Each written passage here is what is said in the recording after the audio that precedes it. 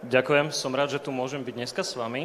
A hneď na úvod by som sa chcel opýtať, zdvihnite prosím ruky hore tí z vás, ktorí budujete nejaký digitálny produkt. OK, je vás tu celkom dosť, ďakujem. Takže asi vám nepoviem nejakú novinku, keď poukážem na fakt, že väčšina digitálnych produktov zlyháva. A zlyhávajú častokrát práve preto, že sa im nepodarí nájsť product market fit.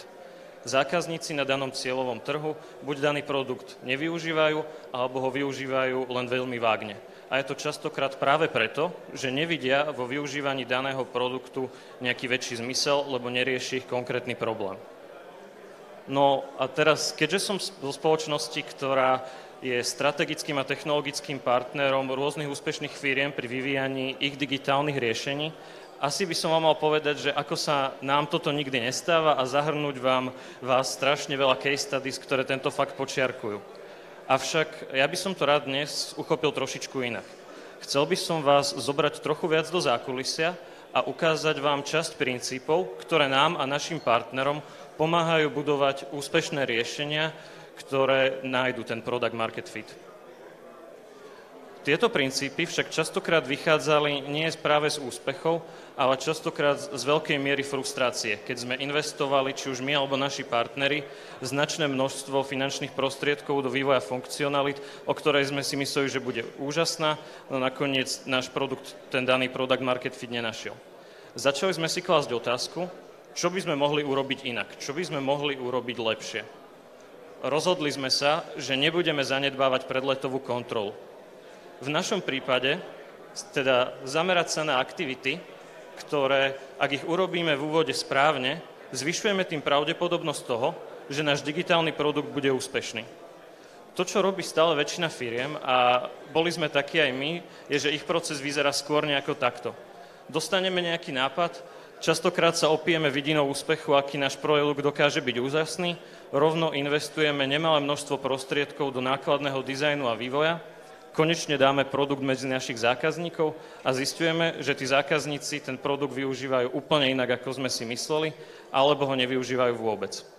A vtedy prídu tie otázky, čo by sme mohli urobiť inak, čo by sme mohli urobiť lepšie, ak by sme túto vedomosť mali skôr. Preto vždy v prvom rade začíname dobrým poznaním problému a identifikovaním toho, kto sú vlastne naši zákazníci a čo ich trápi. Musíme vychádzať z toho, že úspešný produkt v sebe spája tri kľúčové elementy. Za prvé vychádza z kvalitného poznania zákazníckej potreby, z toho, čo je naozaj na našich zákazníkov unikátne. Ak poznáme ich unikátne potreby, dokážeme navrhnúť funkčné riešenie, ktoré tento problém vyrieši.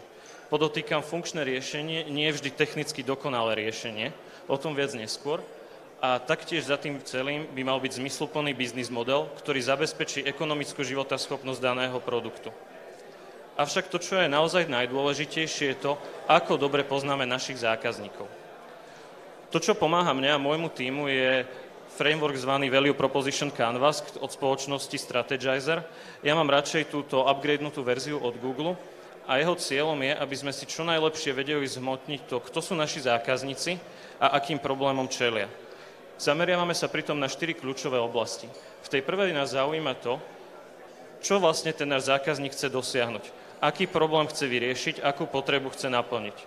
Následne sa zameriavame na to, čo mu bráni daný problém vyriešiť, aké bariéry pritom zažíva, alebo aké bariéry mu bránia používať náš produkt a akú hodnotu bude mať pre ňoho to, ak za ňoho daný problém vyriešime. Dôležité je, aby sme pri spoznávaní našich klientov nešli po povrchu, ale zameriavali sa na to čo najviac do hĺbky. Keď sa Ford pýtal ľudí, čo by chceli, väčšina ľudí mu povedala rýchlejšie kone. A to častokrát práve preto, že my ľudia si nevieme predstaviť, ako by mohlo vyzerať riešenie nášho problému, preto musíme dobre porozumieť danému problému. Ak správne identifikujeme problém, správne sme identifikovali príležitosť. A kam nás vie až dostať dobre identifikovaná príležitosť? Otočme si to z druhej strany. Väčšina produktov, ktoré zlyhávajú, tak zlyhávajú práve preto, že nemajú jasne definované to, kto sú ich zákazníci. Ich odpoveď je taká, že naši zákazníci sú všetci alebo cielime na všetkých. Druhým dôvodom, ktorý dosť často vidíme, je práve to, že tradičné formy segmentácie už nie sú dostatočne. Nedávajú zákazníkovi ten skutočný pocit jedinečnosti, ktorý od nás očakáva. Ktorí z vás niekedy už zažili situáciu, že ste mali pocit, že nejaký produkt alebo služba premýšľa za vás a je naozaj personalizovaná podľa vás? Veľa vás tu nie je. A dôkazom toho sú aj posledné výskumy, ktoré viac zdôrazňujú to, že zákazníci už priamo očakávajú to, že spoločnosti im budú rozumieť a že ponuka služieb a produktov od spoločnosti bude personalizovaná podľa toho, kto sú naši zákazníci. Personalizácia už nie je len požiadavka, začína byť čoraz viac nutnosťou. A teda ten náš endgame, tam, kde by sme sa mali snažiť dostať, je budovať tie naše produkty tak, aby zákazníkovi ten pocit jedinečnosti dávali.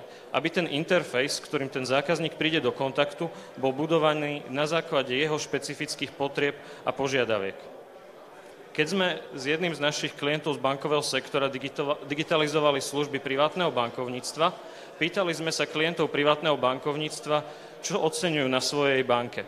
Väčšina nám povedala práve to, že majú radi, že ich privátny bankár pozná, že vie, kto sú a podľa toho k ním prispôsobuje.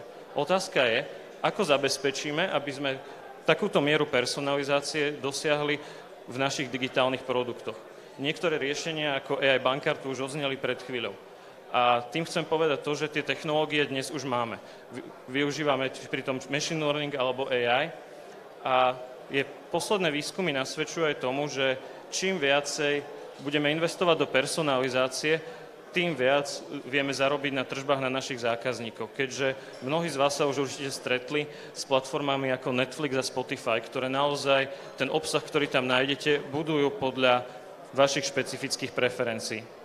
Avšak rozumiem, že pohľad na tieto platformy je nejaký vzdialený a je to možno nejaký krok 150 v tom, ako sa stať úspešným produktom.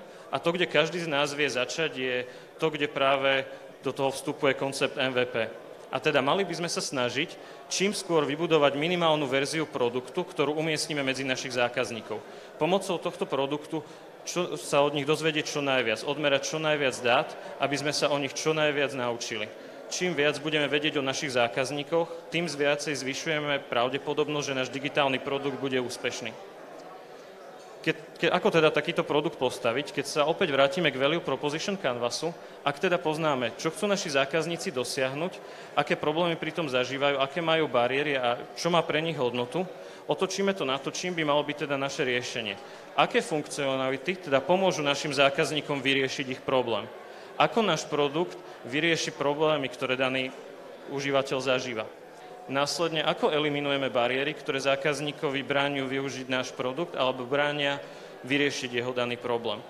A v konečnom dôsledku to, ako náš produkt vybuduje hodnotu pre daného zákazníka. Ak sa nám tieto dva svety podarí spojiť, zrazu dáme nášmu produktu integritu. Vieme povedať, čo náš produkt je, čo nie je, pre koho určený je a pre koho nie je. A tým pádom sa s dobre zadefinovanou hodnotovou propozíciou a tým, čo náš produkt je, sa môžeme pustiť do samotného vývoja.